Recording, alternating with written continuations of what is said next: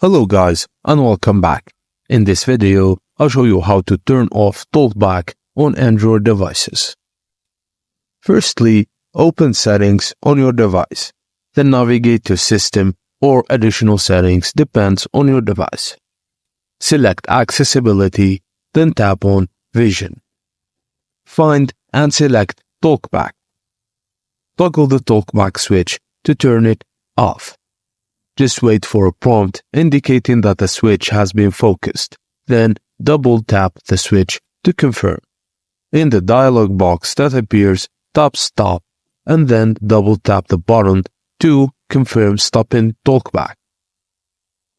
By following these steps, you should be able to successfully turn off TalkBack on your Android devices.